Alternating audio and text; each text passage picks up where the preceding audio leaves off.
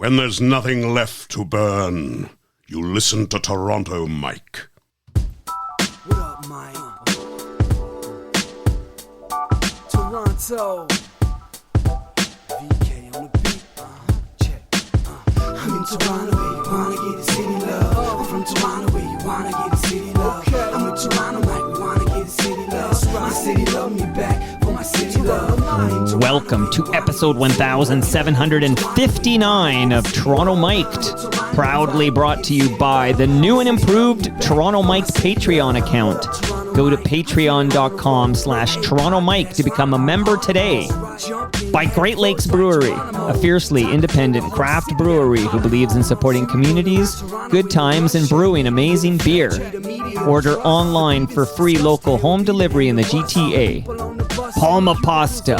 Enjoy the taste of fresh, homemade Italian pasta and entrees from Palma Pasta in Mississauga and Oakville. Toronto's Waterfront BIA. Check out what's happening on Toronto's waterfront this summer. Blue Sky Agency, the official distributor of Silence quiet, comfortable, and customizable office pods. Create sanctuary within your workspace. RecycleMyElectronics.ca. Committing to our planet's future means properly recycling our electronics of the past. And Ridley Funeral Home, pillars of the community since 1921. Joining me today making his Toronto Mic'd debut, it's Avi Federgreen. Welcome, Avi, to Toronto Mic'd. Thank you for having me. I've been waiting for this moment my whole life. Your entire life. Okay, now I believe it because, usually when somebody is making their Toronto Mic'd debut, at least often, I meet them for the first time at the door. Like, it's got to be like an instant rapport. I'm like, hello, person I invited over who I've never met. Let's sit down and talk like we've been best friends forever and have a nice chat. But you're different. And how is that, Mike? I feel like we're already buds because we've spent a lot of time together, right? Yes, we have. I'm grateful that you're the producer of my podcast, Unleashed, and that we seem to find one another at all these Toronto events nonstop. It's quite crazy. Oh, we did bump into each other at the Imperial Ballroom of the Royal York Hotel. This was just last Friday, right? That was the Hollywood Suite breakfast. Yes, the Hollywood Suite Toronto International Film Festival breakfast, which you've been probably there many years prior, but until I started working with you on Unleashed, I never really knew who you were. But now you're the biggest celebrity in the room. So you're telling that's not true because Ben Johnson was there. Well, that's right, Ben Johnson. Wow. 979. That literally, that's his license plate, Ben 979. And I got to meet him because you introduced me. When I see Ben Johnson in a room now, it's kind of a wild world I live in where I go up to Ben and I smile because there's my buddy Ben. He smiles back. We talk like we're longtime friends. Ben Johnson considers me a buddy.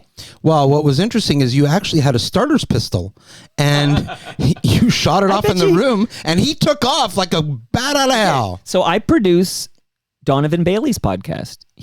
I don't know, his license plate does not say this, but it could be like DB984. So Donovan Bailey, who ran clean, that's an important distinction, won the gold medal with the fastest time of 984. Yeah. But, of course, 8 years earlier, running dirty, is that how you say it? Well, basically having performance-enhancing drugs. He was on steroids, actually. Ben Johnson ran 979. So I would say if those two race today, and I'd buy a ticket to see this, I think Ben beats the socks off of Donovan. I see Donovan limping down these stairs like he's had some Achilles tendon injuries and stuff. I think Ben would whip Donovan's ass if they race today. Well, I don't know about that because Ben is carrying a little extra heavy weight in that midsection, so I'm not quite sure he would. Well, so is Donovan. But if you put them each in a wheelchair and at the starters line, you never know who might win. Whoever's got the strongest arms. God. Now I'm thinking we could fill up the dome, have Donovan versus Ben, but like the way they are today, of course. I can't wait. The next time we have the Olympics in Canada, both of them are going to carry the torch. The question is, who's going to make it to do the handoff? I wonder if they would have Ben like anywhere around a sanctioned Olympic event, considering he was banned. I think he would. Okay, I think they well, will. he's a and sweetheart. I hope so. So just quick final word on Ben, and then it's all about Aubie the rest of the way, is that Ben told me when he visited with Mary Ormsby, because she wrote a book about him, he told me his dream is to basically make enough money that he retires to Jamaica to basically live not off the grid, but not a public life. Like he's just going to quietly retire to Jamaica and spend the rest of his life there. So I was chatting with him about this on Friday, and I said, Ben, how close are you to making this dream a reality? He says, "What, Mike, one more year. And then I said, Ben, look me in the eyes. This is my move. I make you look me in the eyes, the deep blue eyes. And I said, Ben, before you fly off to Jamaica for the final time to spend the rest of your life, you must visit the basement for The an exit interview. Yeah. And he said, absolutely 100%. And then we've said, so Ben will definitely drop by the basement before he leaves Canada for the last time. And what's the parting gift you're going to give him? Like A lasagna from Palma Pasta. not a medal? I just realized you've never, even though you've been in this basement many, many times to record episodes of Unleashed, a producer's guide to indie filmmaking, which we'll talk about later, but you've never actually received a Palma Pasta lasagna, right? Nope. Okay, you're getting one today. Oh my gosh, Because this it is makes my this show. entire trip doubly fantastic. Well, you got, and also fresh craft beer from Great Lakes Brewery. Woo! Listen. Let's just talk for 5 hours straight, and we can. I can eat it. If I get a little too hot and sweaty, I'll just take one of those craft beers and put it on my forehead to cool me down a little bit. Well, we got a lot of ground to cover. I've been Yes, we waiting. do. You've been waiting your life for this moment. I think have. I've been waiting my life for this moment. So much to discuss. Like I want to talk about something that Stu Stone said to me. By the way, Stu Stone, a guest we share because he was on your podcast, Unleashed. Yeah. And believe it or not, he's been on Toronto Mic'd about 100 times. Well, yeah, about 100 times. I think he's close to holding the Guinness Book of World Record for most appearances on Toronto. I think Mic. he's in second. Like, Oh. I think that record is held by Cam Gordon, Okay. and I think Stu's in second place. Well, I think there's many more years left of Stu Stone, so I think he'll probably surpass. I just saw the tattoo, the Tragically Hip tattoo. That's No right. dress rehearsal. This is our life. Yes. I just saw I took my 11-year-old to see a Tragically Hip cover band on Sunday. They're called Practically Hip, and they were playing the Kingsway music. What do they call the Taste of the Kingsway? Taste of the Kingsway. Yeah. And because I can't take him to see the Tragically Hip, and this is the best thing for my 11-year-old, and we had a great time. And I love that lyric from Ahead by a Century. They're my band. They will always be my band. Okay. And there's a Tragically Hip album right over there. Road I can Apples. see it. Road Apples On which is one vinyl, of which the I can't best. play because I have nothing in this house that plays vinyl. But there it Just is. spin it on your finger. Oh, and I saw Jay Gold at this on Friday. That's right, Jay Gold, the legend. Well, you got to be careful because it's Jake Gold, but I saw Joel Goldberg there. Yes, and he Joel. went by the name Jay Gold. That's right, and he's the director of the Bruce Cockburn documentary that I distributed in Canada. Oh my God. Okay, so you have to don't be shy with how you're connected to everybody everywhere. Do you know he's got a doc in the can about James B? Yes, and actually, I'm loosely involved in that one too. How are you involved in the James B? I'm probably going to be distributing it on VOD in Canada for them. So when you say distributing, like, what do you mean? Like, I I'll mean, be releasing it on like Apple and Amazon and all those kinds of platforms for him. He's already pre-sold it to Hollywood Suites, and so the rest of the traditional VOD and stuff like that. Hopefully, we'll be working together on that. do you think James B is famous? I had actually never heard of James B until Joel told me about the project, and then I did a bit of Googling and learned a lot about James B and his associations with people like Ms. Johnson, who you're very familiar with on Toronto Molly? Mic. That's correct. Big Molly head Big over Molly. here. Have you heard the Molly episode of Toronto Mike? No, but I heard about it on Friday to the point where I've earmarked it for me to listen to later this week. Okay, so I do want to know about our origin story, and I want to know about yours. I'm just holding up. This is the Look People album, and Oh I have my some goodness, look at vinyl that. in this studio I can't play, but this is James B's band Wow. with great Bob Scott and Ian and Sylvia's son, Clayton Tyson, Tyson. of course, and Kevin Kern's in this band.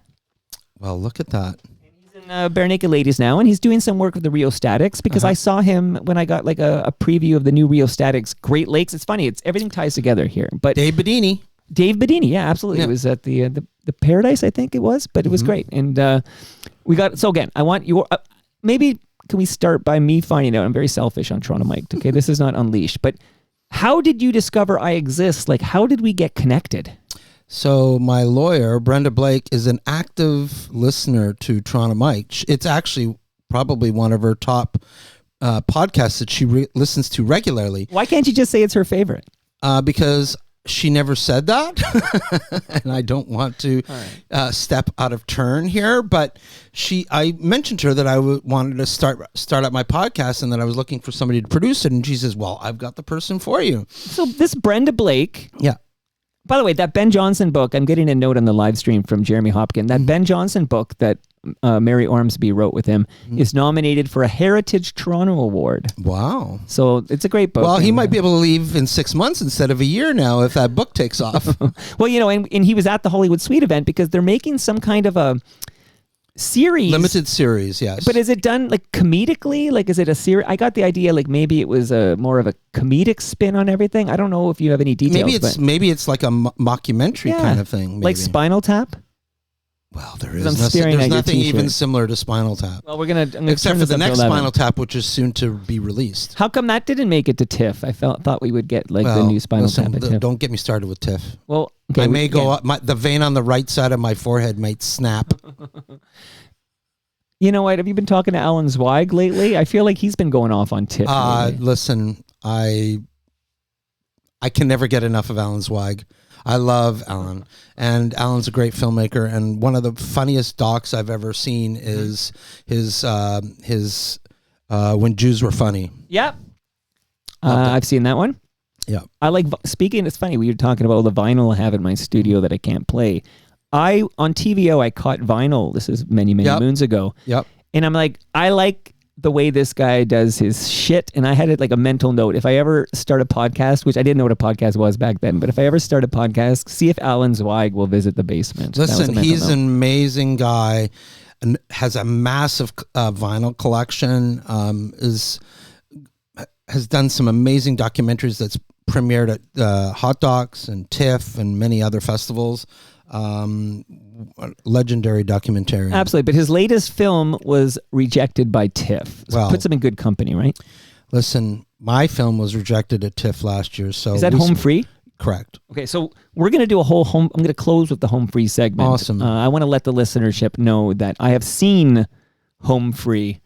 And I've got a little clip and everything. We're going to talk about Home Free, absolutely. Mm-hmm. I have to wrap up the Brenda Blake discussion. So Brenda Blake is your lawyer, and correct. she's a big FOTM.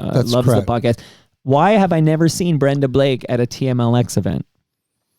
Well, I don't know. She's very busy, but she gets out. She definitely participates in a lot of the local jazz scene in some of the finer. Oh, then she knows James B.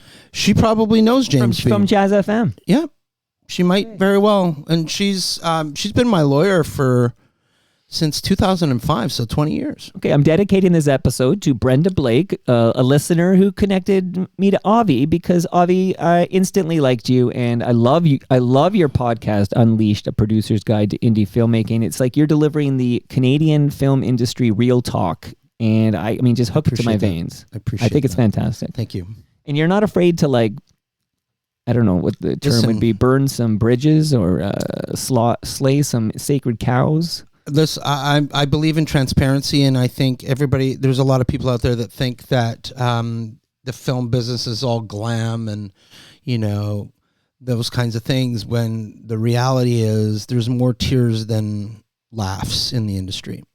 So what made you want to get into this industry? Like, when did you realize you wanted to be in the film industry? So when I was probably 9 years old, I went downstairs to say goodnight to my father, who was doing some paperwork downstairs at the house, and he was watching something that I was completely fascinated with, and it was in black and white, and I was just stood there with my mouth open, just fascinated by what I was watching, and I'd never seen anything like it before. And I pointed at the television. My father has reminding me of this story before he passed away, which was, I want to make that. And he says, what do you mean? He says, I want to make that. And what that show was Wax Museum with Vincent Price. And I was fascinated by that. And then years later, I saw Jaws when it first came out. And that film is the reason why I became a filmmaker. It's my favorite film. I've seen it a million times. Every single version of the movie on physical media that's come out, I own a copy of it. I actually tattooed it to my arm. Oh, wow. So that all ties to the hip, too, because Gord Downey wore that Downey T-shirt. on my arm, too. That's wild. And he wore the T-shirt. Yeah. So Jaws is an inspiration for me, and it was a film that everybody thought was going to flop. And it set the tone for many, many other films to be made, essentially. So I have a mug in my hand right now for the listenership who can't see. It says Redwater Entertainment. It's hard to keep track of all your businesses, all your companies, but one of them, I guess, is Redwater. Correct. Okay. And it says you're going to need a bigger cup. So I pulled a quick clip for you, Avi. Oh. You're going to need a bigger boat. So 1975, 50 years ago, that film, and I've seen that film, I don't know, I've seen that film like 25 times or something. I think it's almost a perfectly crafted film. I love Jaws as well, but I did not see it when it was released because, I was 1 year old. Right. And maybe if I saw it, I don't remember seeing it. But so you see, and I guess you're still a young man because you're not that older than me, but let me see your birth certificate. I need to check things out, Avi. But you see Jaws and you're like, I want to be the Canadian version of Steven Spielberg. I mean, I was only 12 at the time, but I mean, for me, it was like I had never seen anything quite like it. And although the shark obviously didn't look real, but it felt real to me, and it felt like a real situation. And the cast was completely amazing. Richard Dreyfuss and Robert Shaw and Roy Scheider and Robert Shaw's amazing in that movie. His monologue about the sinking submarine is probably one of the best monologues in film history. Absolutely. Oh my God! I just watched. Did you see? I'm sure you saw it, but it was Jaws at 50. Yeah. The documentary was amazing. The documentary. Yeah, it's amazing that thing got made, and it was 100 days over budget. 100 days over budget. Okay, it's crazy. Wow. Okay, wow. So you see, you're only 12 years old. You see Jaws, but then what's next? Like, I feel like I mentioned Stu Stone for a reason about 20 minutes ago. I brought up Stu Stone because when I was chatting with Stu about Avi Federgreen, I think when I met you, I said, "Hey, Stu, do you know this guy Avi Federgreen?" I'm not vetting you. I'm just, what's going on? And he says, this is Stu Stone speaking. He says, Avi Federgreen is the most prolific film producer in this country. Is that true? I would say I'm super excited to hear him say that. I have a huge amount of respect for Stu. Look, a number of people said that, and oh my goodness, look at that salad dressing. Would you like some on your Palma pasta lasagna? I don't know. It's probably sat on that counter for at least a couple years. Well, don't fuck with ghosts. But listen, I put my blood and sweat into this industry because I love it so much. And I love collaborating with really amazing, talented people. And I love making film. I love the idea of being on set and making something super special. And I'm a big fan of being a mentor to the emerging feature filmmakers of tomorrow. Because if people like me don't help those filmmakers, there will be no tomorrow. So I care deeply about the business and about the content that I've made, and I've now made over 80 feature films in 30 years, and I would make all of them again, for sure. And does that mean you agree with Stu's statement? You're the most prolific film producer in this country? I mean, I'm probably the most, I put myself out there on social media and things like that, and talk about indie filmmaking and things like that. I appreciate him thinking that about me. A number of other people have said that about me. I'm grateful for, these commentaries about me. I think of myself as somebody who just loves what I do and would do it till I can't do it anymore. Print the legend, Avi. Let's just run with this. Okay. Like, let's make T-shirts. Okay. Avi Federgreen, most prolific filmmaker in Canada. All right, let's do it. By the way, when you're 12 years old watching Jaws for the first time, are you in Edmonton? Yes. So you're in, I just want to let the I saw the film at world know. Oh my God, what's the name of the theater? It was on Jasper Avenue. Should I call Monica down? She'll know. Call Monica down. Ask her. Babe? She's up there somewhere. It was a multiplex with actually 2 theaters on Jasper Avenue, downtown Toronto, and Downtown Edmonton. And I was a doorman. Okay, you said downtown Toronto. Sorry, downtown Edmonton. And I was a doorman at the theater at the time. And At 12. At 12, because I had an in at Cineplex Odeon at that time, and who was the district manager, and he let me work as a doorman because my father was very good friends with him, and his name was Sam Binder, and he took a shine to me, and he knew that I loved film, and he let me work at the theater. So you're kind of like, it's like Tarantino working at the movie rental place. You're just wanting to be surrounded by film. Yeah, I mean, nonstop. And in those days, you'd get into the movie theater for a couple bucks, and same thing with popcorn and pop, 50 cents or whatever. Sure. And you'd go, and on my days off after school, I would go down to the theater and hang out because we were allowed to go and see movies, and we got free popcorn and pop with our own, containers and things like that. And I watched that movie multiple times a week. It changed my life. Jaws, you saw multiple times a week. Yeah. Okay, so help me. So you're inspired by Jaws, you're working at the theater, but then how do you get into the industry from there? Like, I guess I'm curious about a couple of things. One is, how do you get into the industry, and when the heck do you get to the Greater Toronto area? So after high school, I worked for a year as an assistant manager. We opened up the first movie theater complex at West Edmonton Mall called Cinema 6 in Phase 1. And I was the assistant manager of that theater. And we used to do amazing promotions. Like, we had a come dressed up as your favorite Conan the Barbarian character, and this was part of my thing, which is I coordinated all that and came up with the ideas and things. And at that time, I also applied to film school, and I didn't get in.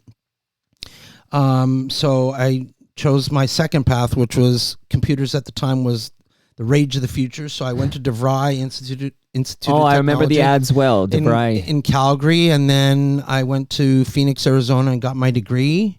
And I came back to Canada after a period of time in Arizona and then LA, where I did some stand-up comedy there. I didn't know this. And it was a race to the bottom, because unless you got onto Johnny Carson, you were never going to make it. So I learned pretty quickly after 6 months of being out there that I was never going to make it. Is this what Pauly Shore's mom's place? Did you ever do any stand-up there? I did. What was it called? The Comedy Store, the Laugh Factory, the Improv. What's her name? Mitzi? Is it Mitzi Shore? Anyways. I think it's Mitzi. Okay. So can you give me a vibe of, like, you as a aspiring stand-up? Because I produce a show for Humble and Fred, and Humble went to L.A. in the early 80s. Mine was 85. Okay, around that time, I feel there was a bunch of Canadians in LA trying to get on Carson. Yeah, and I mean, we were sort of like the early opening acts, and again, if you didn't get on Johnny Carson, you likely were never going to make it. But were you funny, Avi? I've known you a long time. You don't think I'm funny? Mike, I'm just being funny. Really beat up now. I'm just being funny.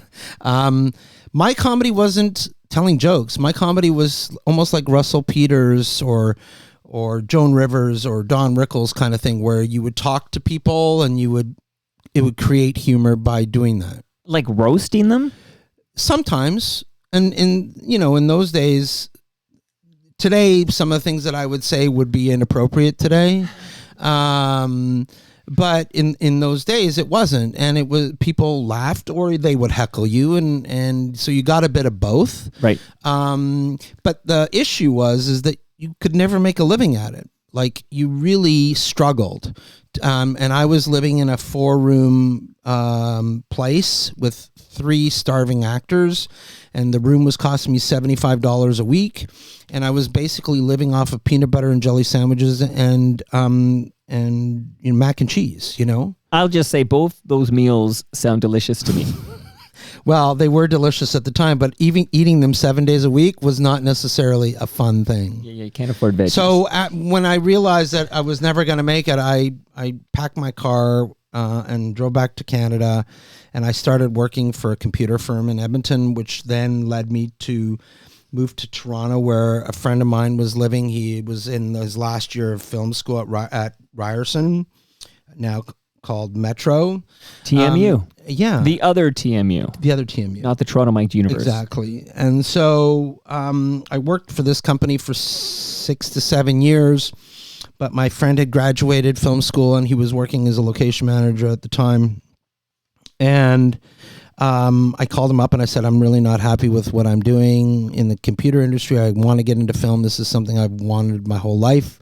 And so the first show that I did in the business, I was working as a location PA on a Canada-Swiss co-production called Waiting for Michelangelo. And it was like 21-hour days, $100 a day, and basically picking up cigarette butts and garbage. And I would come home smelling like, filth, and my wife would make me sleep on the couch. And I did that for a couple of shows, and then I started moving up to assistant location manager, and then location manager, and then assistant production manager, and then production manager.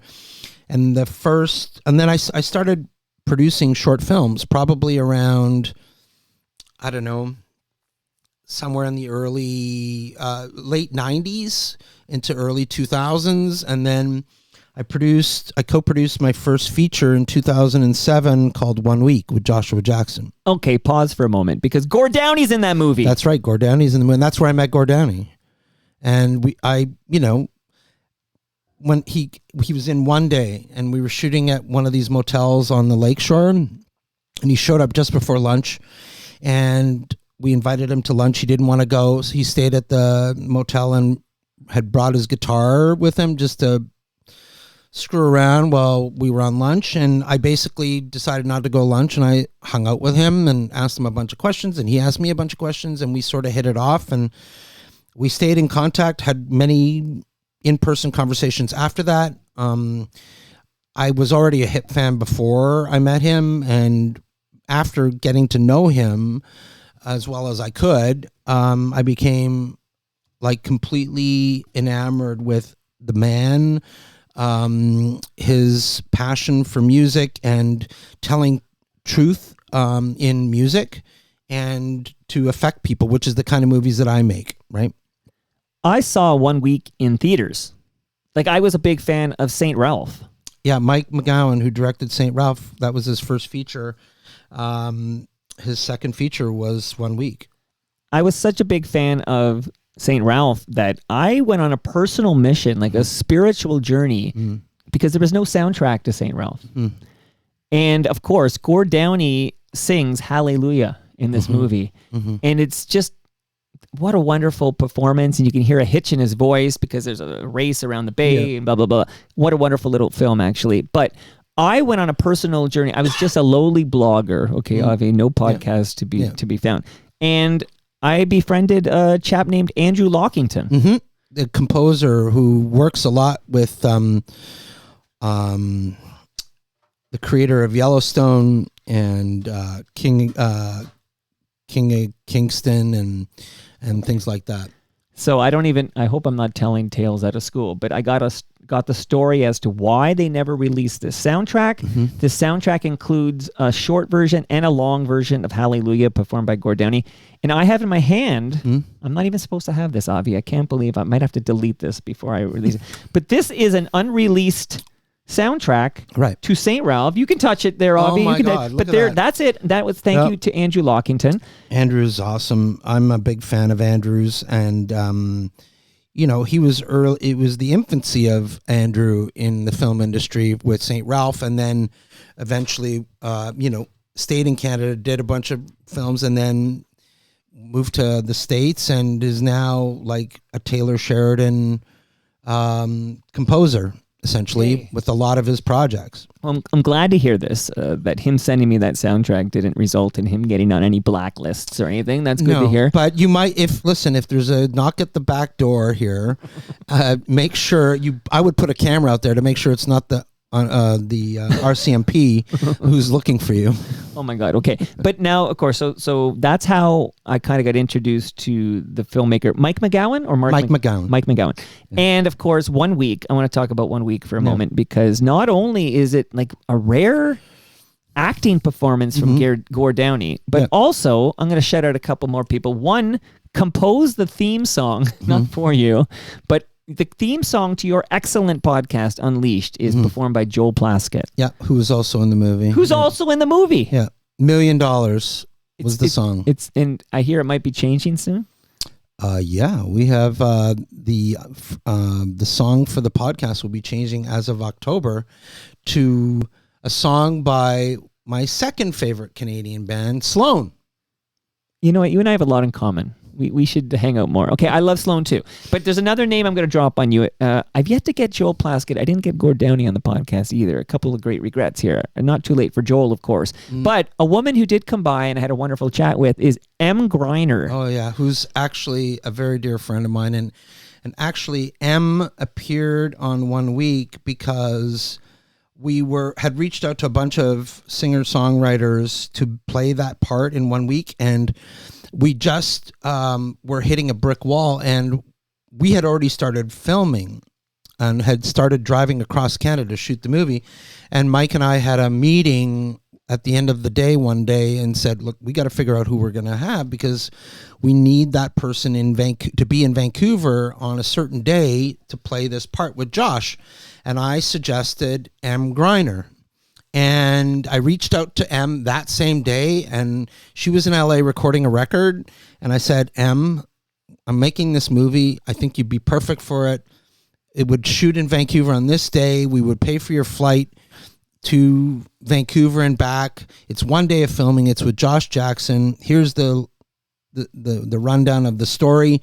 And she said, I'd love to. And so she came out, did the day. She was amazing.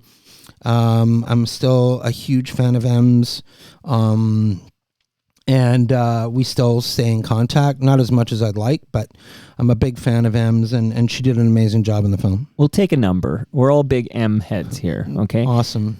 She actually composed and recorded a song for my dear friend Mike Kick, who was dying of esophageal cancer at the age of 32. And when M came over, we closed with that song. And I can tell you, even just thinking about it now, I'm getting goosebumps. A beautiful song, beautiful tribute to my late friend Mike Kick.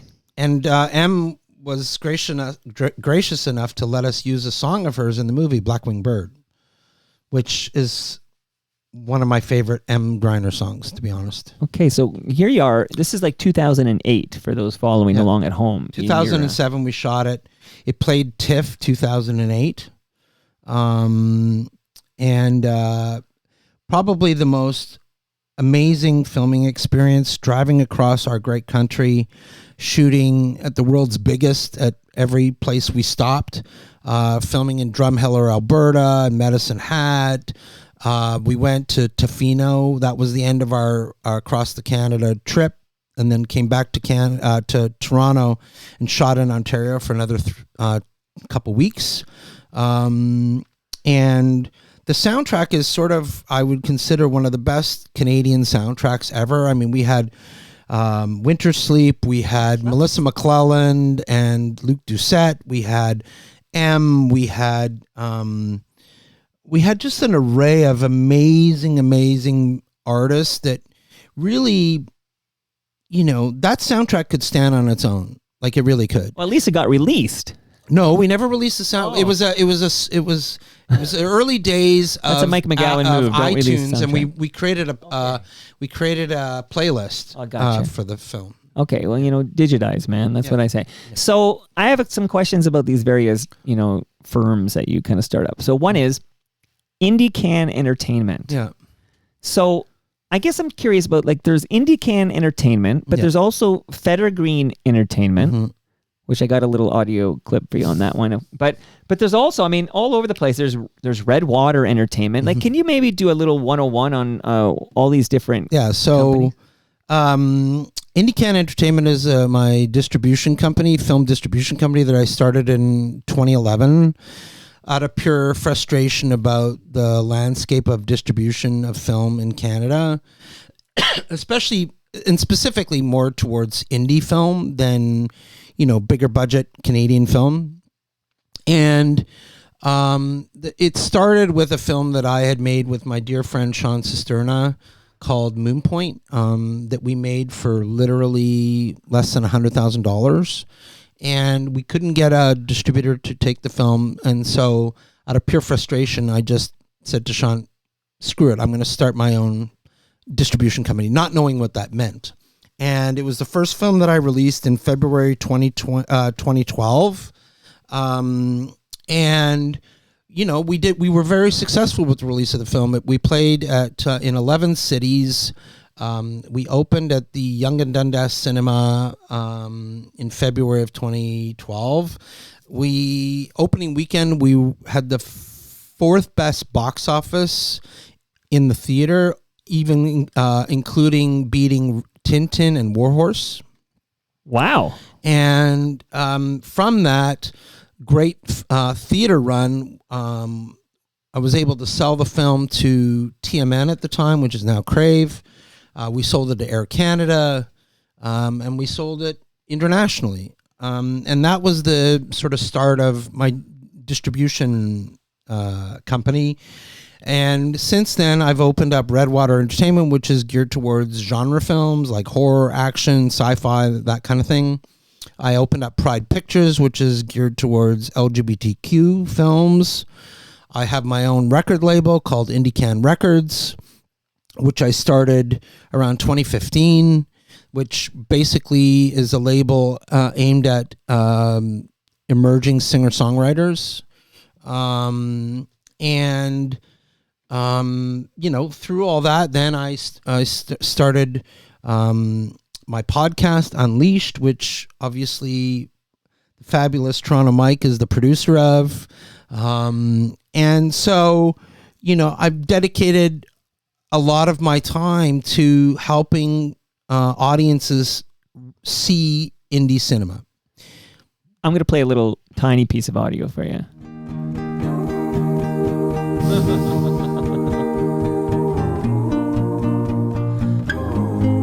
When you hear this little, I don't know, we call it a stinger, whatever we call it. So that is from the Great Lakes Swimmers, was at, and still is a huge, I'm a huge fan of them.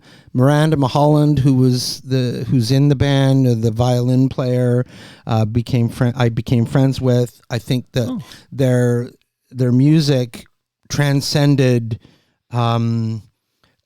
me into this awesome world of indie Canadian music at the time when I first discovered them.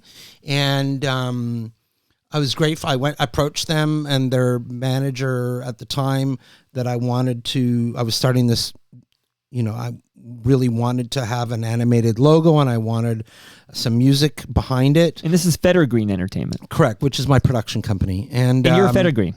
Yes, because I'm Avi Federgreen. And they were gracious enough to let me use it.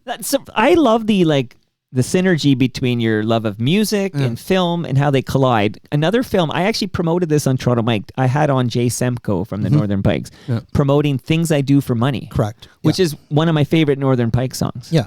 And shout out to Ridley Funeral Home, because Brad Jones from Ridley Funeral Home tells me his favorite band of all time, the Northern Pikes. And actually, at the end of the movie, we see we do the rendition of Things I Do for Money with the cast and with it's a salute to the film. Sure. It's a salute to the song. And I think he was gracious enough to let us use the song and the title. And we're very proud of that movie. We made that movie for peanuts. Well, Okay, well, so many places I want to go here, but one I want to quickly shout out. We've already shouted out Gord Downey, who we miss every day. But there's another Gordon I want to shout out, Gordon Corman. Okay.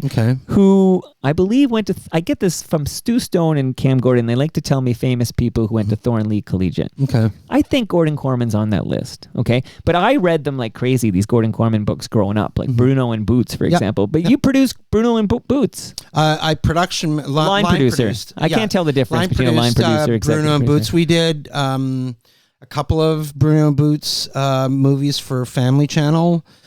With my friends at Aircraft Pictures, who had optioned the material and had developed the scripts, and that's how I met Anthony and Andrew from Aircraft, who graciously brought me on to help them make these.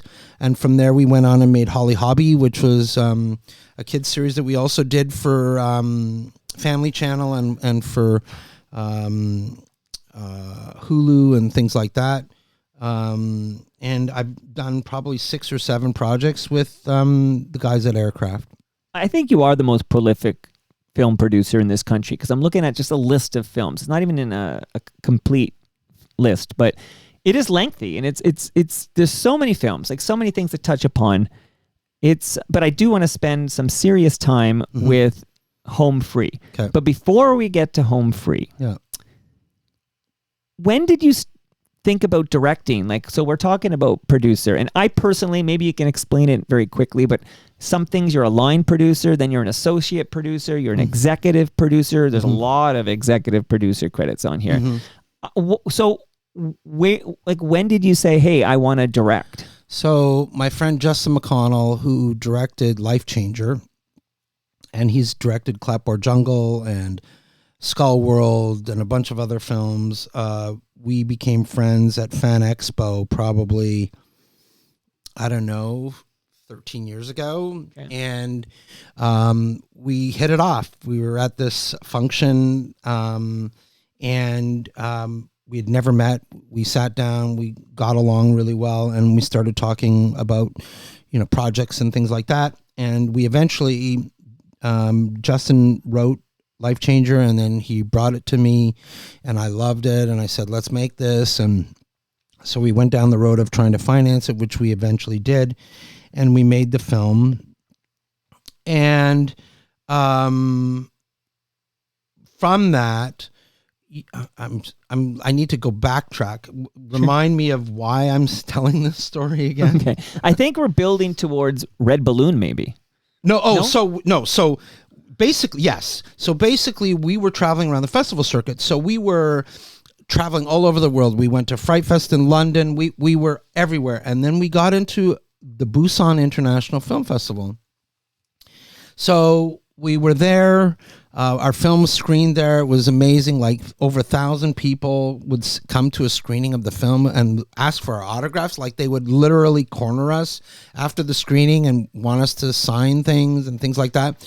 But there was a typhoon that was happening in Busan while we were there, and we were in the hotel room. We couldn't go anywhere. We were sort of forced to stay in our hotel until it blew over, so to speak.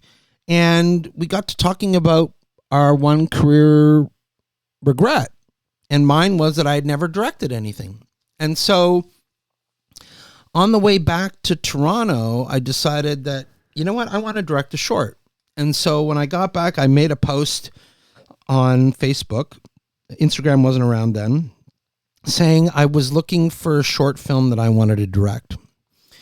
And within 3 or 4 days, I had over 100 submissions. Wow. Just people emailing me. And I had the support of Karen Walton, and who was an amazing writer and showrunner in this town. And she promoted this for me on Facebook as well, and a number of other people. And we Justin and I were heading to a festival in Mexico called Morbido, and so I had printed out all of these scripts and decided to read them on the plane and during our time in Mexico, and to decide which one I wanted to do. Well, I had read a bunch of them, and then all of a sudden this little script came up called Red Balloon. And I read it, and it was like, I don't know, 10, 11 pages, and I cried my eyes out. And I said, that's the one I want to do.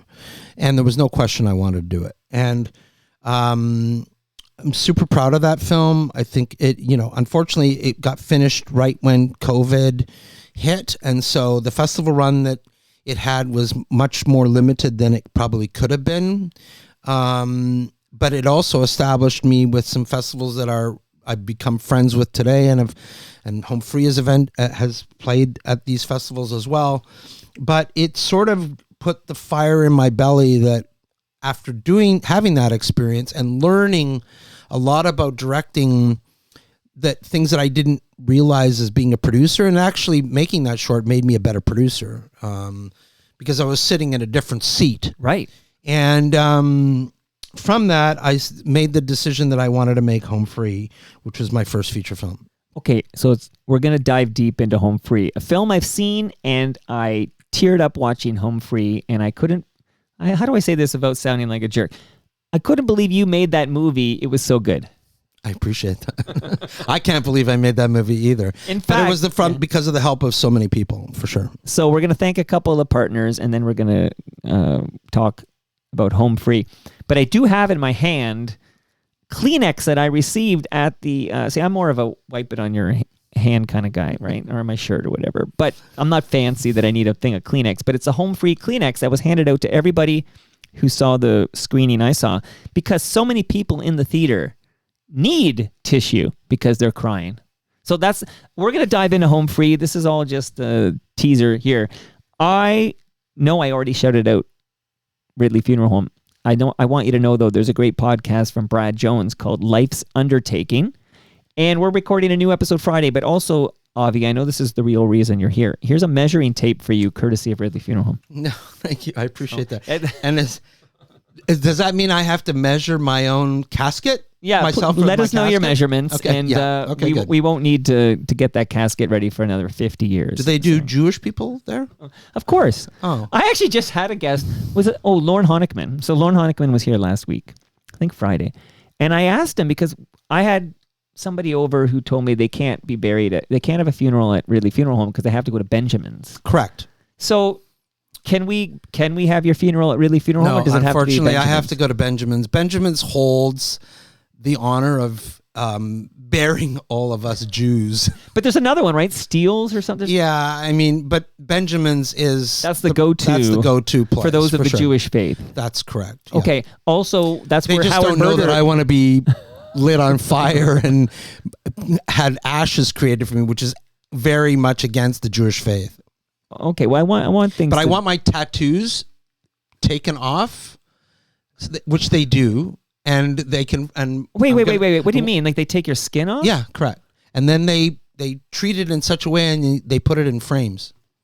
This reminds me of Psycho, right? Because Silence of the Lambs. Remember, he's but they're skinned both the guys. yeah, the but people's faces. both Psycho and Silence of the Lambs, based on Ed Gein, a real life serial killer which who would there's wear a movie the skin. coming out about Ed Gein.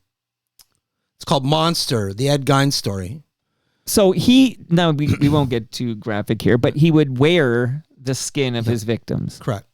Okay, but no one's wearing your skin after they take it off. Maybe some of my foreskin was made into jewelry. I don't know. And what and I'm not Jewish. I wish I was Jewish. But they also took my foreskin when I was a baby. Well, maybe there's some luggage made out of it or something. So if anyone saw some foreskin in 1974, that was mine, man. Okay, and give it back. Okay. By the way, shout out to Howard Berger, fellow FOTN. But you're now an FOTN. But Howard Berger works at Benjamin's. Wow. Did you know that? Can you hook me up? He was one of my favorite. Well, I'm a Ridley Funeral Home man. Analysts and reporters. Are you kidding me? Well, he learned what many a sports broadcaster learned. Is get out of sports and go into the funeral business. Right. Yeah. But I'm loyal to Ridley Funeral Home, so I appreciate that. But shout out to Brad Jones's podcast, Life's Undertaking. I already gave you fresh craft beer from Great Lakes Brewery. Yes. And Palma Pasta. By the way, Great Lakes is hosting us at the GLB Brew Pub, which is Jervis and Queens Quay. That's happening September 25th from 6 to 9. That's TMLX 20. That's happening, Avi. Wow. I don't know what you're doing on... Who's going? Anybody I know? Steve Paikin. What about Stu Stone? He's out of town. Or he'd be there. Are you kidding me? If Stu's in town, he's at a TMOX event. But he's all over the place. Well, Steve Paikin is quite the name drop right there. Well, I had to think quickly of a name you'd know, and Steve Paikin will be there. So I'm a fan. Come and meet Steve Steve. Steve was my most recent guest on Monday night. A tribute to Ken Dryden. Did he interview you, or did you interview him? I wanted to talk about Ken Dryden. Okay, well, that's one of the greatest goaltenders to ever live. Well, this is the thing about Ken. I never saw him play because I'm a bit younger than you. Mm-hmm. But, so you got the 72 Summit Series victory, but then you have 6 Stanley Cups in like a 9-year career. Yep. Retires young. Yep. Actually took a year off in the middle there between cups to go article because he becomes a lawyer, right? And then a politician. But hold on. Before politician, he writes what is probably the greatest book about hockey, one of the great sports books of all time. So he's prolific, exceptional author. So he's a lawyer doing a lot of work with CTA, but he becomes president of the Toronto Maple Leafs hockey team. Yep. And then he becomes an MP, a politician, and he's a member of cabinet. Yeah. Like this, think about all these facets to his life and the contributions he made beyond being a guy who won 6 Stanley Cups. And the brother of Tony Esposito. No, sorry. That's Phil Esposito. The brother of, what was, Dave Dryden, who was the goalie for the Edmonton Oilers. Okay, you know what? That's true. And you mixed it up with the Esposito brothers because of the 72 Summit Series. Correct. And I've seen the documentary 100 times. Yeah. Phil Esposito, the heart of that team. Yeah. Wow. Okay. Yeah. So shout out to Bob Clark who hacked that bone. Bobby. Okay. So I would just quickly like to tell you about some of the events happening on the waterfront. So Waterfront BIA stepped up to sponsor the program. We'll do a special episode with those good people later this month. But I can tell you, you said you were a stand-up comic. Have you ever done any work at Second City in Toronto? I have not. Okay. Well, they're at 1 York. It's like York and Queens Quay. York and Queens Quay, yep. And they have a great play, I guess. What do you call it? A skit? Skit? It's a. It's funny how I don't know. It's improv comedy. It's called Dual Citizens. It's a fast-paced comedy spectacle. That's what I'm going to call it. You can use that, Mr. Executive Producer. Okay. Stacked with razor-sharp satire, hilarious songs, if I can say hilarious, ridiculous characters, and their signature improv comedy. So come laugh with the Second City as they turn chaos into comedy. And again, I'm going to have a special episode of the Waterfront people very soon. Thank you, Blue Sky Agency, for stepping up. Maybe one day one of these partners will be Redwater or Federgreen Entertainment. I'm actually looking for sponsors for Unleashed, but we won't go there right now. We'll sponsor each other's show. Blue Sky Agency has forged partnerships with established office furniture brands like Silent and Green Furniture Concept and Rouliard. So here's the call to action for all the listeners right now before we get into Home Free. This is going to be a very special chat about Home Free. But if you are looking for dynamic and creative work environments, write Doug Mills right now. He is Doug at blueskyagency.ca. Just let him know you're an FOTM and then talk about dynamic and creative work environments. He's the man behind Blue Sky Agency. Thank you, Blue Sky. Recyclemyelectronics.ca, Avi, that's where you go. If you have old electronics, old devices, old computers, whatever you got going on, phones, don't throw it in the garbage. Those chemicals end up in our landfill. Go to recyclemyelectronics.ca and find out where to drop it off to be properly recycled. Fun fact for the listenership, I saw the VP of sales sent me a picture. He is dropping off electronics today at a location that he learned about from recyclemyelectronics.ca. That could be you, Avi. It will be me. Yeah, I have I'm some sure electronics you have a lot of stuff. I have some electronics I need to I'll bet. dispose of. I'll bet. Some stuff you've been hanging on to since the 70s, yes, I bet. Exactly. Okay. Home Free. I'm very interested in the details, and I have questions along the way, but like, when did you get this idea that you want to direct? This is we talked about Red Balloon. That's like a short film. Yeah. So Home Free is your directorial debut when it comes to full-length feature films, Correct. right? Yeah. Tell me, where's the origin of, like, when did you realize you want to make this movie? I knew right after making the short Red Balloon that I wanted to make a feature. The question is, what was that feature going to be? And years prior, the writer and director of a script called Home Free came to me with the idea of me producing her film. From there, we tried to develop, and I really liked it when I first read it. We tried to develop it, get the script where we thought we could get it made, and we just couldn't get there. So we shelved the project. She went on to write and direct some shorts and develop some other feature-length projects and things like that. And I went on my merry way to work on some other projects, and then eventually, direct Red Balloon. After I decided that I wanted to make a feature, I started thinking about, okay, now where am I going to find this feature? And then it came to my mind about this script that I had read called Home Free, and I still had it on my hard drive, and I opened it up and I reread it, and I went, oh my God, this is the film I want to make. And but I knew that, we it needed to be changed so that we could get it financed. And so I approached the writer, director of the project with the idea that I wanted to produce and direct the movie. And I'd shared with her a link to Red Balloon. She really liked it. And she agreed to let me develop it with her. And if we got to a place where we were both happy with the script, then we would move forward and try to get the movie financed. Then COVID hit. And so May 2020, I called some really close friends of mine who were actors, of which I felt like they were the people that I wanted to play the parts in the movie. Michelle Nolden, Natalie Brown, Tara Spencer-Nairn, Art Hindle. And we had a couple of other people participate in the table read on Zoom. And by the end of the Zoom table read, everybody was crying. Wow. And the cast were really pumped about the script and said, look, if there's a way that we can be in this, we'd love to be in it. Michelle Nolan, who played Rain in the movie, called me right after the table read saying, irregardless of whether she gets to play in the film or not, she felt that we should shoot the film at her house in Paris, Ontario. The Homer House. The Homer House. Wow. And I didn't even know what the house looked like. She sent a couple of pictures and it looked like, oh my God, this is the right place. So when Ontario started opening up things again from COVID, myself and a few of the key crew went out to Michelle's house and walked around, and we said, yeah, we got to shoot the movie here. It's the perfect house. It's how I envisioned the house to be.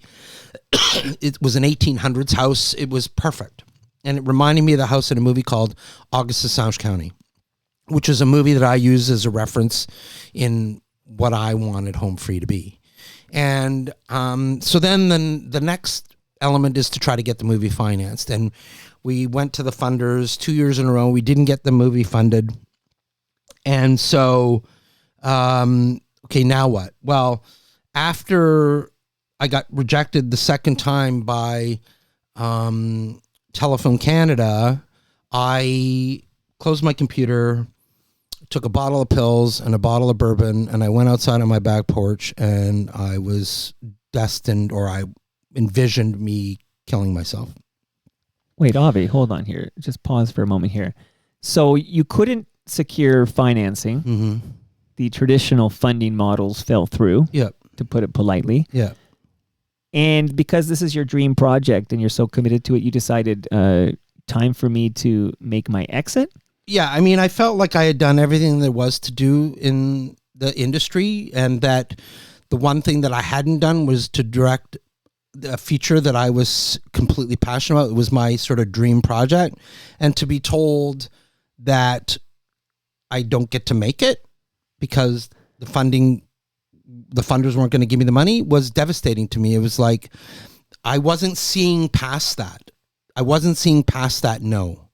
Because trying to raise non-traditional funding in this country to make a feature film is super hard. It doesn't happen every day. It happens very rarely now. And I felt like I was never going to make this movie. So what's the point of being here anymore? I couldn't see past that. And it was an immediate response to the rejection. And so I go outside. I'm 3/4 of the way through a bottle of bourbon, and my wife and daughter are up north. My daughter's going to day camp up there. My wife was working on a show here, and so she was commuting back and forth to her parents' cottage up in the Keswick area. Sure.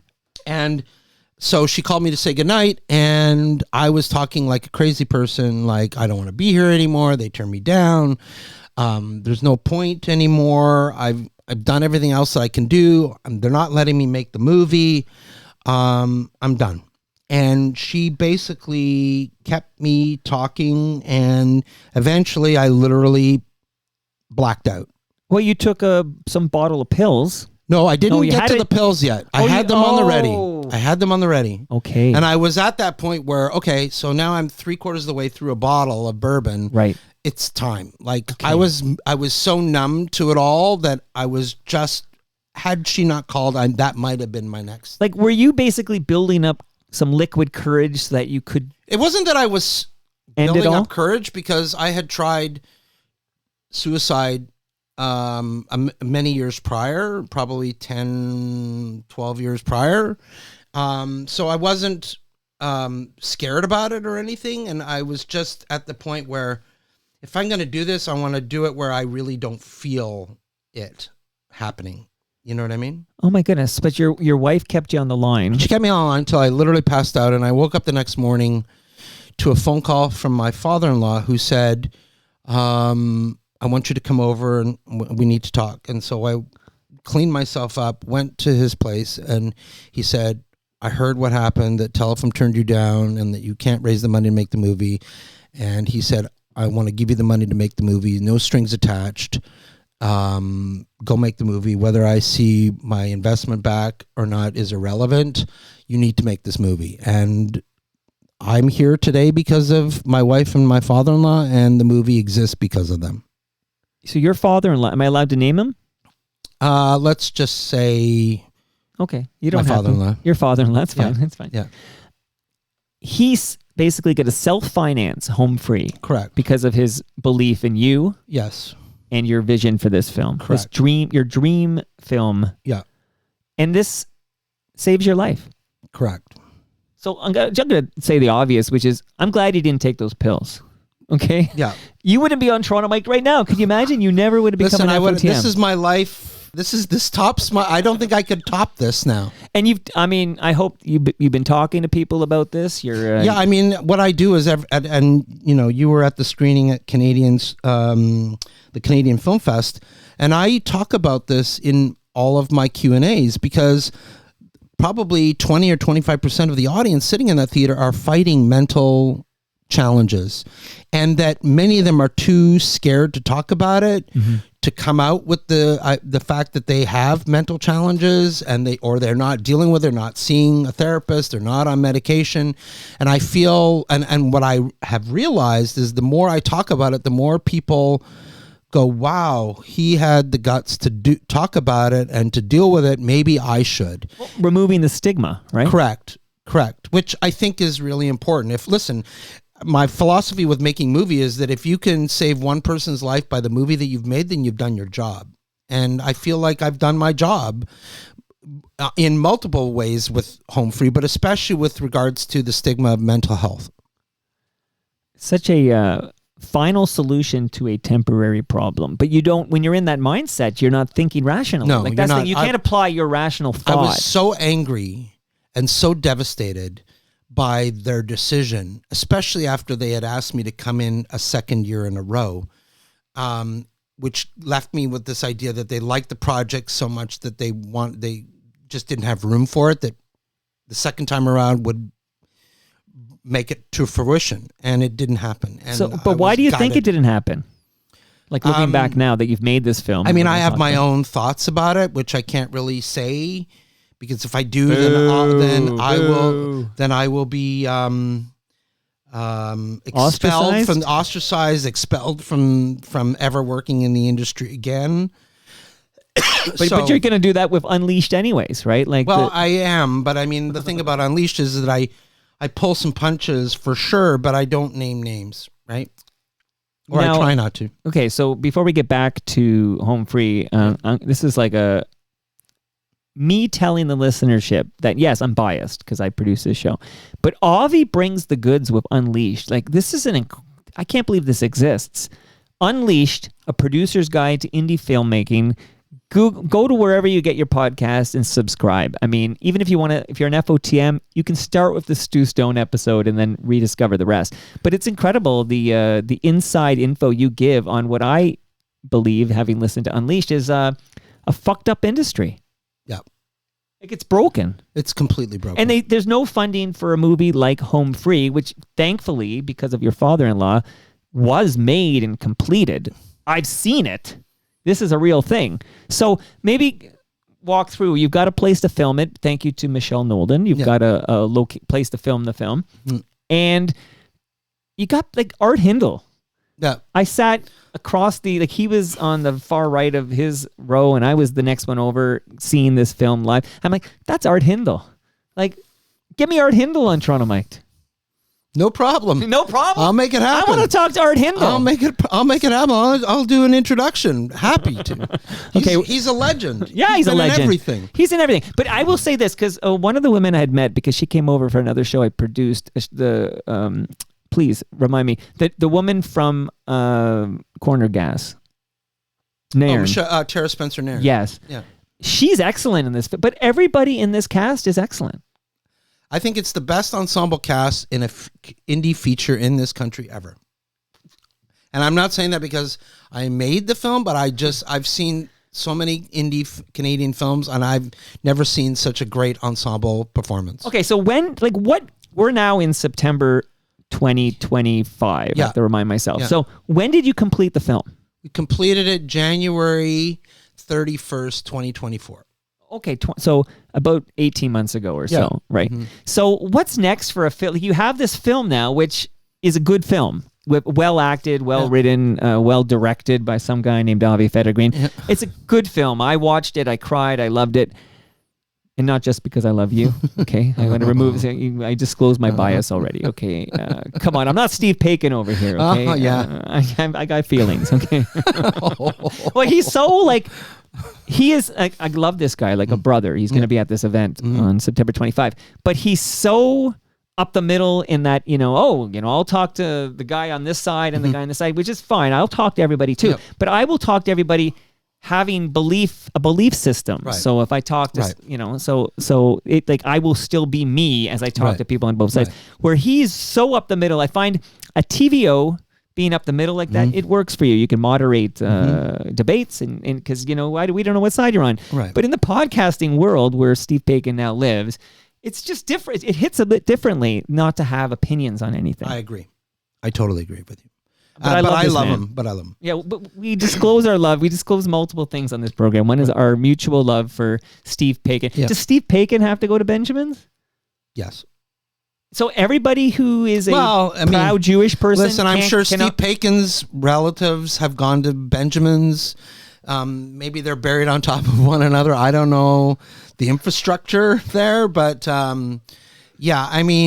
many a Jew has been buried in Benjamin's. A lot of work for maybe Howard we should Berger. get Benjamin's to also. Maybe I should go to Benjamin's to see if they'll be a sponsor of Unleashed. How about this? If my guest is a proud Jewish person, it's brought to you by Benjamin's. That's right. And if you're a Gentile, that's right. It's brought to you by Ridley Funeral Home. Exactly. Well, you got to clear that with Ridley first, though. Well, you go to Benjamin's first. Okay, you know how this works, right? I will, Get the deal, and then I'll bring it to Brad. And we'll work something out here. Okay. So it's January 2024. It's completed. Yeah. So what's next for you as a guy, a prolific producer, but now this is the first film you've directed. So I guess you produce and direct this film. Yes. Okay, so this is your baby. This is my baby. Although I had a number of other producers on it that worked really hard to help the film get made, as well as all the crew. It's not a one-person film. It's a host of many people that put their blood and sweat and time into making the film, and it shows in the film. The film has played in over 40 film festivals around the world. It just got into a new festival in Spain that it'll play, I think, next month. And my international sales agent, Antipod, believes that it will be playing into a lot of other international film festivals before it's all said and done.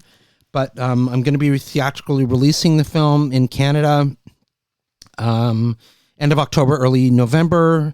It will then go on transactional VOD on November 11th in Canada and the United States. My partner in the U.S. is a company named Virgil Films, Joe and Tim there, who are releasing it same day as me in Canada. And then it'll be going on Super Channel this fall. And then after the film has finished its run on Super Channel, it will be going to Hollywood Suites, where it will be playing probably starting in 2027. Okay, but there will be a theatrical release soon. Yes. That's exciting because I always want to tell like the listeners, I've been talking about this Home Free, and I've been talking about it on this podcast before you ever came on because I was so affected by the viewing. And then I want to be able to tell them where to see it. So obviously is the role of the festivals to find like a distributor, like because you're doing all these festivals? The role of the festival is to, introduce film lovers to great films. Right. And the more festival success that you have, the better off you are. And it becomes more appetizing or interesting to sales companies, distributors, things like that. Obviously, because of my own distribution company, I had always intended on distributing the film in Canada myself. I then shared the film with my friends at Virgil Films in the U.S. They loved the film. They also shed a few tears in watching it, and they were passionate about wanting to release it in the United States. And that means more to me than just some distributor who just wants it because they think they're going to make a bunch of money on it, is that this distributor really cares about the film and the message that it carries, and they want to be involved in getting it out there. And I think that that's super important when you're a filmmaker and you're looking to find a distributor. Is do they just see a dollar sign in front of the film, or do they actually believe in the film itself and that they're empowered by wanting to help get it out there? Can I ask a dumb TIFF question? Please. Because I know nothing about this. All I know is what I learned on Unleashed, okay? Wonderful podcast.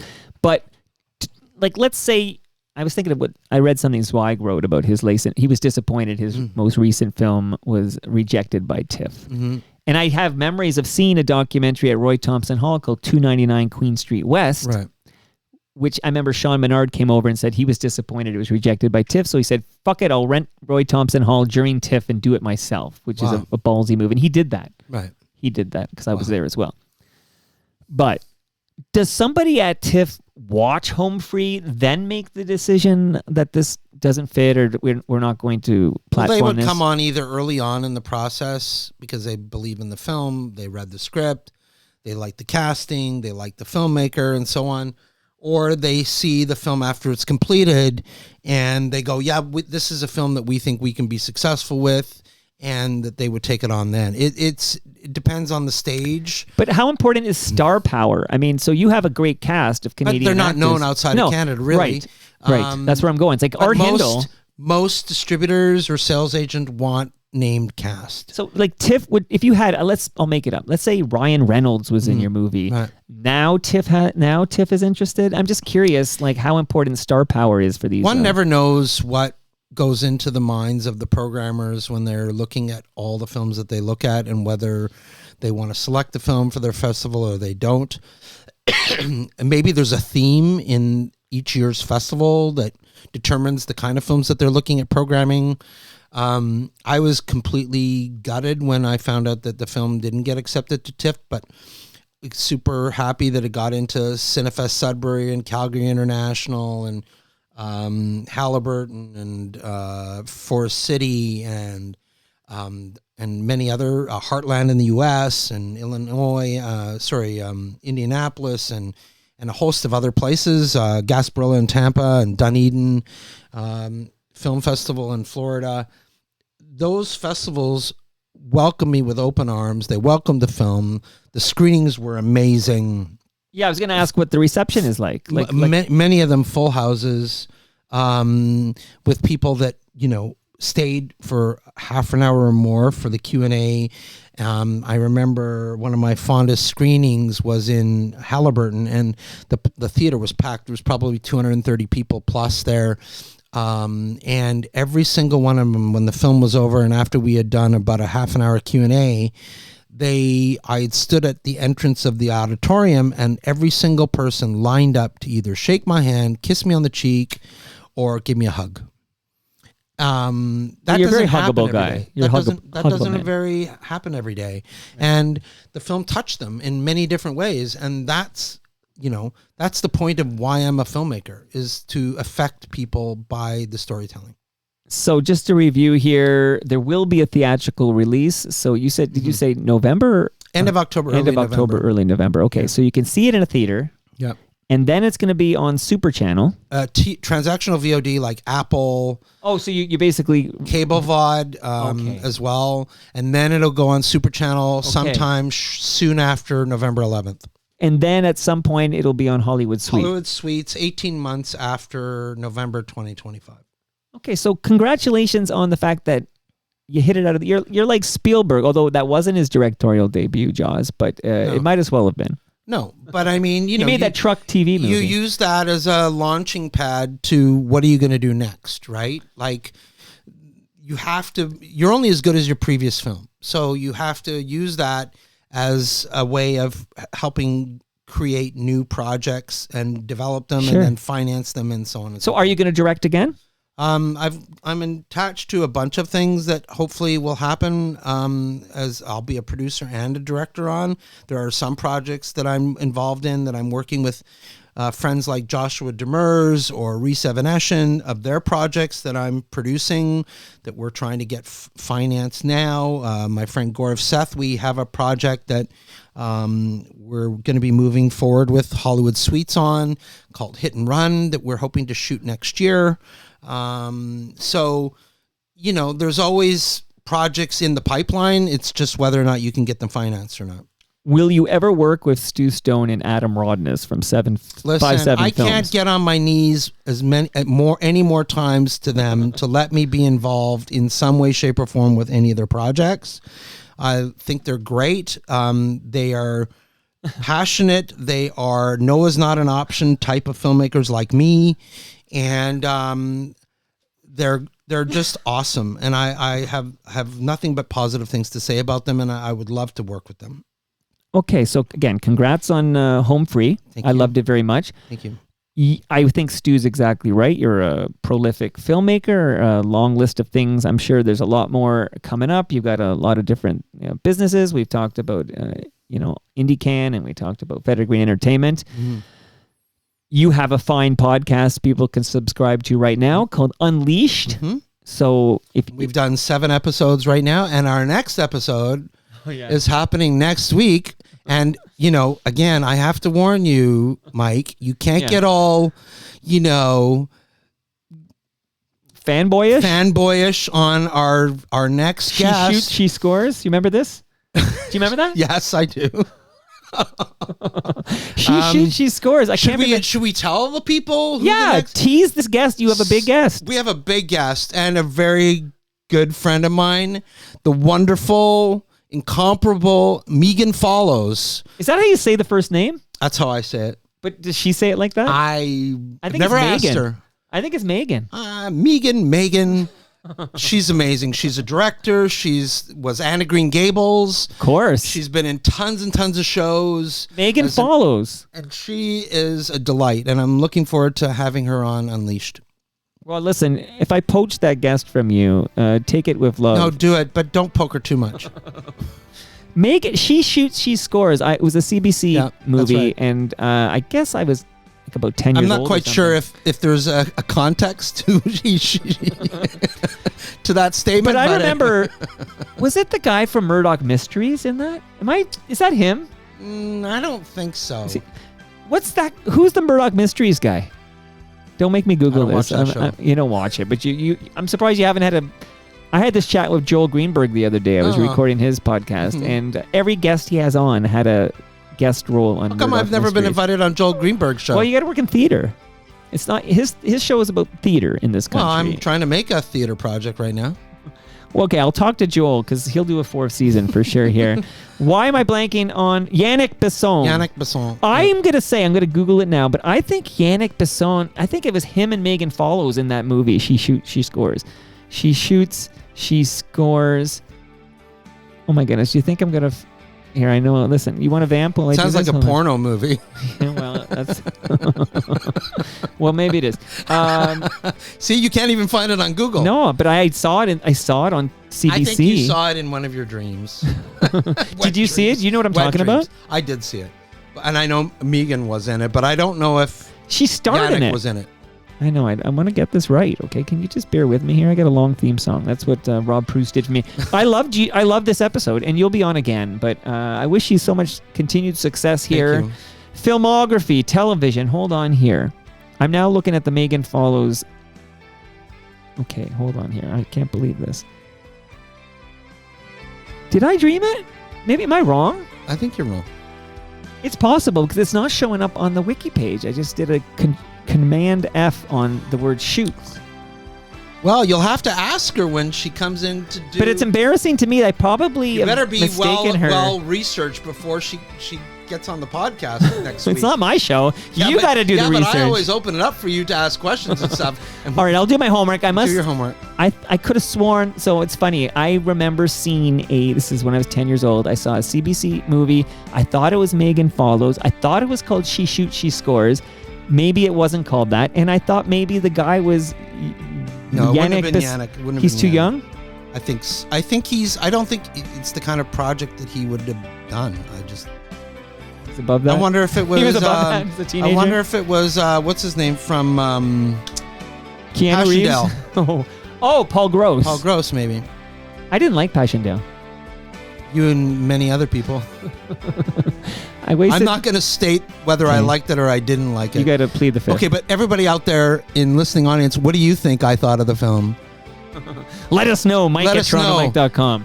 By the way, my next guest is a woman probably most famous for 90210, but did a lot of stuff, Kathleen Robertson. She's here tomorrow. Wow. You want me to get her in your next movie? Yes. Because that might get you into TIFF. And that brings us to the end of our 1,759th show. Go to TorontoMike.com for all your Toronto Mike needs. Subscribe to Unleashed, a wonderful podcast from Avi Federgreen. Megan Follows. We'll find out if she was in this movie I dreamt up. And check out Home Free in theaters this fall. 2 thumbs up from your host, Toronto Mike. Home Free is excellent. Much love to all who made this possible. Again, that's patrons like you. Go to patreon.com/Toronto Mike. Become a member today. Great Lakes Brewery, Palma Pasta, Toronto's Waterfront BIA, RecycleMyElectronics.ca, Blue Sky Agency, and Ridley Funeral Home, and maybe one day Benjamin's. Benjamin's. See you all tomorrow with Kathleen Robertson.